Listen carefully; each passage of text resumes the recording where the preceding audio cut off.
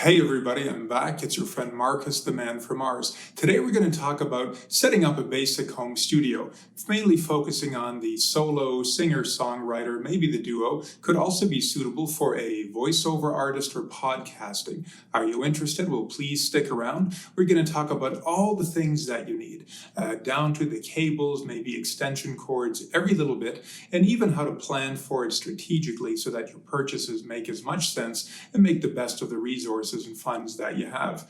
Please stick around. I'm Markus, the man from Mars. Thanks so much for watching. I really appreciate your comments, your shares, your likes, and I would absolutely love it if you would subscribe because I couldn't and I wouldn't do this without you. Thanks so much, and let's get started.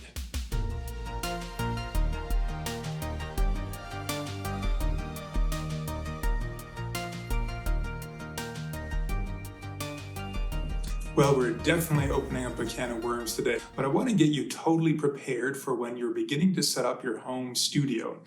What do you need? What do you actually need? And I kind of mean like need also in terms of workflow, convenience, thoughtful little bits. So let's dive right into it. Frankly, we might as well get the computer out of the way. Could also be an iPad or even a phone these days, whether it's a Mac or whether it's a Windows machine. If you're just getting started and you're just going to record maybe one or two instruments or microphones at a time, by today's standards, you can get by with a fairly basic computer.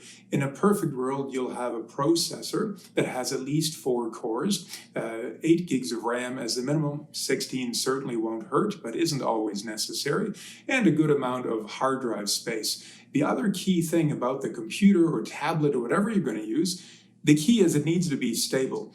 If it's not working well right now, it keeps on pausing on, YouTube all the time, or games stutter, or it's slow in starting up, it's probably not going to work well for being the heart of your recording setup. So I would totally encourage you, make sure whatever you're using, whatever computer you have, make sure that it's working smoothly as possible, that it's running well, and it's probably going to run basic audio software well enough to get started. So that brings us to the next step. We need to get some basic audio software. We've got the computer, now we need recording software, typically called multi-track recording or also DAW software, D-A-W, digital audio workstation software.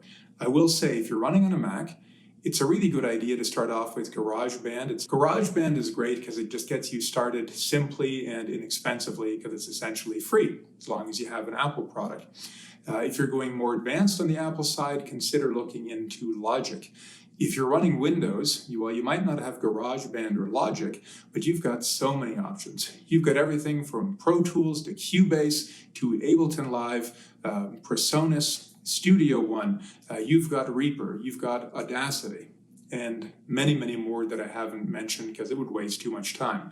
A lot of interfaces, audio interfaces, which we'll talk about next, do come with enough basic software to get you going. Keep in mind too, don't be upset about starting with something basic. I've been doing this for a very long time, since the 80s. I can tell you, there are things that the basic software can do today that we would have thought we're going to need Harry Potter or some other wizard to do what the basic software does today. Back in the 80s, we said, no, this is impossible, and now the free programs can do it. So don't sweat it. It's not the most important part. Again, the software needs to be easy to use and stable. So we talked about the audio interface. You have the computer, you have the recording software. Now you need something to get the sound in and out of the computer. That's the audio interface. Most audio interfaces are these USB boxes, and they allow you to plug microphones, instruments, keyboards, headphones, and speakers into your computer. There is such a great selection of good audio interfaces on the market. For a 1 or 2 mic input one, for the kind of topic we're discussing today, as a starting point, you can expect to pay maybe $150 to $250 or $300 for kind of the good quality ones. And if you're looking to really step up your game, invest in something that's going to last for a long time, let's say like a Black Lion Audio Revolution or some kind of Apollo from Universal Audio or something from Audient, well, okay, now we're going to be talking more like $400 to $700. Still typically far less money than the computer. And again, most audio interfaces will actually come with some audio recording software anyway. So it's always good to try to put it together as a bundle. So now we've got the computer, we've got the software, we've got the interface. Now we have to get some sound into the computer. So let's assume we're going to be focused on a microphone. So we need some kind of microphone. If you're recording voice for music or maybe acoustic guitar, condenser microphones are worth looking at, and that's a whole nother video. Some people prefer to use dynamic microphones. A lot of voiceover and podcasting people do as well, and even some singing vocalists. The key is come into the shop or comment or ask us questions, contact us somehow, and we could discuss what kind of microphone is ideal.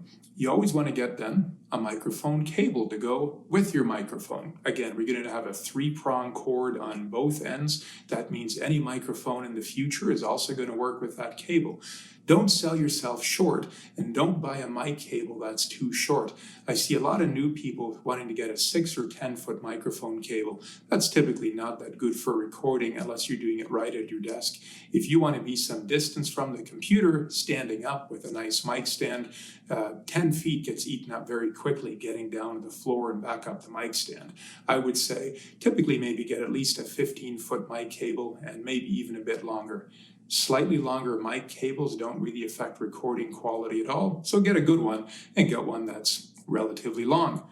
Then we need a mic stand. Again, get a fairly good mic stand. Buy it once, and as they say at Taylor Guitars, buy it nice or buy it twice. A good quality mic stand where it's stable, a little bit heavier, and a little bit more sturdy and heavy duty, where all of the turning parts are good quality. That's really going to last you a long time, and then you can get on to much more interesting purchases. So we need the mic stand. A lot of microphones, as a bonus, it's handy to have a pop filter, and you'll know if you're up close to the mic and it's just well, you're going to need a pop filter. And typically it's going to be more of a screen variety that goes in front of the mic rather than something that's more like a piece of foam. So now we need some headphones, because when I'm recording, I want to have headphones on so I can hear what's going on. Maybe I need to match some other music or a beat or who knows what. And again, good quality headphones, very important. This is another video, how to pick good headphones. As a starting point, 50, 60 bucks will get you okay. 100 to 200 would be very good. It's worth investing in good headphones. After all, they let you hear what's going on. You also want them to be comfortable and durable. And just like the mic cable has to be fairly long, some studio headphones already come with cables that are about 10 feet long, and if not, get the extension cable for the headphones so that if you move away from the computer or mic and forget to take your headphones off, you're not ripping everything off the table right away. So that's pretty good. That gets us in there. Those are the core essentials and the little fine details. Up next, eventually you're going to want speakers so you can play back the sound of what you've recorded and get on to mixing. Most people prefer mixing on speakers than on headphones for various reasons. That's another video. You don't have to buy the speakers all at once. I'm a big believer, again, in quality and investing in something rather than to have to buy it 2 or 3 times over.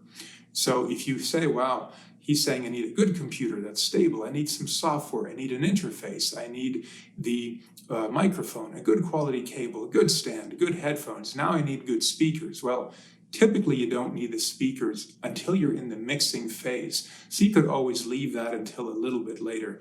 So leave it till later and get something better when you can justify doing so. A couple of other bits I want to talk about. Sound treatment.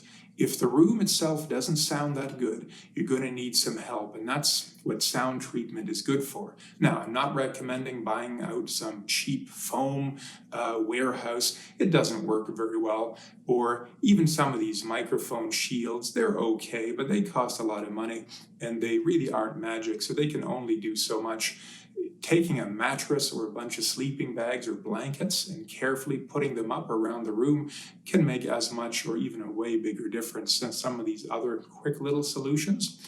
And down the road, I would suggest get some good quality sound treatment. It's really reusable, lasts a long time. Let's say, for example, one of the small Prime Acoustic London room kits. They're amazing. That's another video. And the other little bit that can be very helpful if you're doing kind of more music rather than voiceover or podcasting could be a little MIDI controller. Even if you're, let's say like the Akai MPK Mini Mark III, even if you're not fancying yourself as a keyboard player, you might surprise yourself by how much fun you can have by having this little keyboard, a few drum pads on it as well, and you might discover this whole new dimension of creativity in your home recording studio by having this available. They don't cost that much money, they don't take up a lot of room, and again, they add a lot of capabilities. It's much more fun hitting keys than clicking your mouse to put in some notes for keyboard parts or drums.